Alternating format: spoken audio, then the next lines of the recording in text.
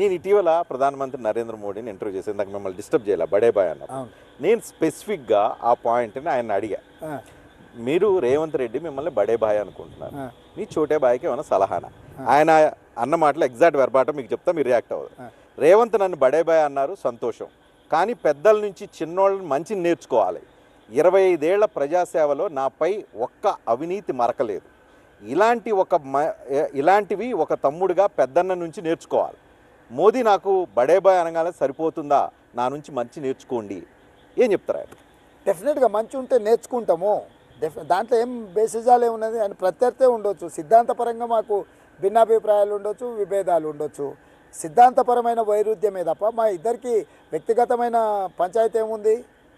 ఇప్పుడు ఆయన 13 ఏళ్ళు ముఖ్యమంత్రిగా 10 ఏళ్ళు ప్రధానమంత్రిగా ఉన్నాడంటే ఏదో కొన్ని క్వాలిటీస్ ఉండొచ్చు కదా, హార్డ్ వర్క్ ఉండొచ్చు, లేకపోతే ఆయన స్టైల్ ఆఫ్ ఫంక్షనింగ్ ఏదైనా ఉండొచ్చు. డెఫినెట్గా అది ఏదైనా నాకు నచ్చి అది సమాజానికి మంచి అనుకుంటే డెఫినెట్గా నేర్చుకుంటా. ఆయన లోపల ఉన్న కొన్ని ఇబ్బందికరమైన అంశాలు ఏమని ఉంటే వాటిని ఇది తప్పు అని వారికి కూడా సూచన చేస్తారు. ఓకే, ఆయన అంటూ ఉన్నారు తెలంగాణకు వచ్చి పదే ఆయన దాదాపు 5-6 మీటింగ్లు అటెండ్ చేస్తే ప్రతి మీటింగ్లో తెలంగాణలో కాంగ్రెస్ పార్టీ అవినీతి చేస్తుంది, ఆర్ఆర్ ట్యాక్స్, ప్రతి పనిలోనూ కమిషన్లు దండుకుంటున్నారు, ఇదొక ఏటీఎం లాగా మారిపోయింది నేషనల్ కాంగ్రెస్కి, పదే ఆరోపణలు చేస్తాను. మీరు క్లారిఫై చేశారు, కానీ దాంట్లో మరింత డీటెయిల్లోకి నేను వెళ్ళదలుచుకున్నా. ప్రధానమంత్రి మోడీకి ఈ సందర్భంగా ఏం చెప్తారు? నేను నరేంద్ర మోడీ గారికి ఒక సూచన చేయదలుచుకున్నా. ఇవన్నీ 10 సంవత్సరాల ప్రతిపక్షంలో ఉన్నప్పుడు చంద్రశేఖరరావు గారు, కేటీఆర్ గారు పదే ఇవే ఆరోపణలు చేసిండు. రేవంత్ రెడ్డి బెదిరిస్తున్నాడు, బ్లాక్మెయిల్ చేస్తుండు, వసూళ్లు చేస్తుండని ఆ ఆరోపణలుగానే మిగిలిపోయినాయి. ఈరోజు వారి ఉపన్యాసాలను జిరాక్స్ కాపీ తీసుకొచ్చి వీరు మాట్లాడుతున్నట్టే ఉంది. నా సంగతి వదిలేసేయండి, రాహుల్ గాంధీ గారు ఇందులో వాటా తీసుకుంటున్నాడని వారు మాట్లాడినరు. ఈ దేశం కోసం ప్రాణాలు ఇచ్చిన కుటుంబం, వేల కోట్ల రూపాయల ఆస్తులు దేశానికే అంకితం చేసిన కుటుంబము, సొంత ఇల్లు లేనోళ్ళు, ఆయనకి ఏం కోరికలు, ఆయన కావాలనుకుంటే ఆయనకు డబ్బులు, ఇవన్నీ పెద్ద విషయమా? రాహుల్ గాంధీ గారు తెలంగాణ నుంచి వాటాలు పొందుతున్నాడని నన్ను విమర్శిస్తే పర్వాలేదు, రాహుల్ గాంధీ గారి మీద కూడా అవినీతి ఆరోపణలు చేస్తున్నారంటే సమాచార లోపం ఉంది నరేంద్ర మోడీ గారికి. వారు ఒక్కసారి సరైన సమాచారాన్ని తెప్పించుకొని స్పందిస్తే బాగుంటుంది. Point number 1. పాయింట్ నెంబర్ 2, ఇంతవరకు నేనేమి టెండర్లే పిలవలేదు, ఇంతవరకు తెలంగాణ రాష్ట్రం టెండర్సే పిలవలేదు, కాంట్రాక్ట్లు ఇవ్వలేదు. ట్యాక్స్ ఎక్కడి నుంచి వచ్చింది? మరి అదే కదా నేను చెప్పేది, ఆయన ఎక్కడి నుంచి మాట్లాడుతుండో, ఆయన సోర్స్ ఏందో నాకు అర్థం కాలే. 3వ పాయింట్, ఇవాళ ఎన్నికలు, నరేంద్ర మోడీ గారు జమీందార్ జాగీర్దార్ ఏం కాదు కదా. వారు ఏమన్నారు, రైల్వే స్టేషన్లో ఛాయ్ అమ్మి ఇక్కడ నుంచి ఇక్కడికి వచ్చినా అన్నారు. పాజిటివ్గా తీసుకుందాం దాన్ని.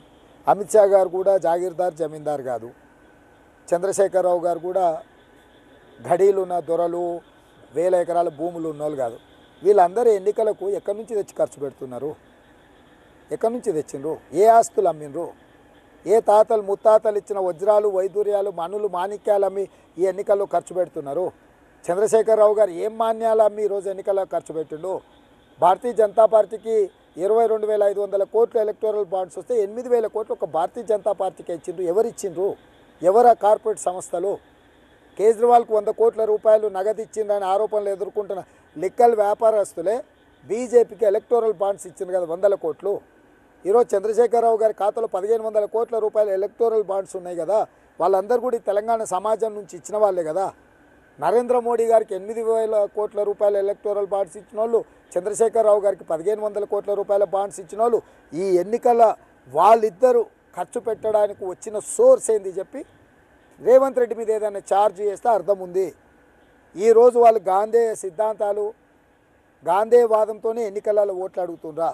ఇంత పెద్ద బహిరంగ సభలు చేసిండ్రు నరేంద్ర మోడీ గారు, అమిత్ షా గారు, జేపీ నడ్డా గారు, భారతీయ జనతా పార్టీ నాయకులు లక్షలాది మందితోని పెద్ద అంగు ఆర్భాటంతో చేస్తున్నారు కదా. ఈ సభలకు వచ్చిన నిధులు ఎక్కడి నుంచి వచ్చినాయి? ఎవరిచ్చిండ్రు? ఏ పెట్టుబడిదారులు ఇచ్చిండ్రు? ఏ అదానీ అంబానీలు ఇచ్చిండ్రు? ఏ మెగా కృష్ణారెడ్డిలు ఇచ్చిండ్రు? లేకపోతే ఇంకెవరు ఇచ్చిండ్రు? మీ రాజకీయ పార్టీలు ఇంత పెద్ద బహిరంగ సభలు పెట్టడానికి, ఎన్నికలు నిర్వహించడానికి, ఎన్నికల్లో ఖర్చు పెట్టడానికి మీ సోర్స్ ఏంది? What is your source? You tell me. Narendra Modi గారు ప్రపంచంలోనే నీతిమంతుడు, ఓకే. నరేంద్ర మోడీ గారికి స్వార్థం లేదు, ఓకే. నరేంద్ర మోడీ గారి పార్టీ అయిన భారతీయ జనతా పార్టీ భారతదేశంలో నిర్వహిస్తున్న ఎన్నికలకు ఎన్ని వేల కోట్ల రూపాయలు ఖర్చు పెట్టిండ్రు? నిజ నిర్ధారణ కమిటీ వేద్దాము. కాంగ్రెస్ ఎంత ఖర్చు పెట్టింది, బీజేపీ ఎంత ఖర్చు పెట్టింది, ఎవరు ఎక్కడి నుంచి నిధులు తెచ్చిందని సో నా మీద ఆరోపణ చేయడం వల్ల సమస్య ముగిసిపోదు. మీరు కూడా జవాబు ఇవ్వాల్సి ఉంటుంది.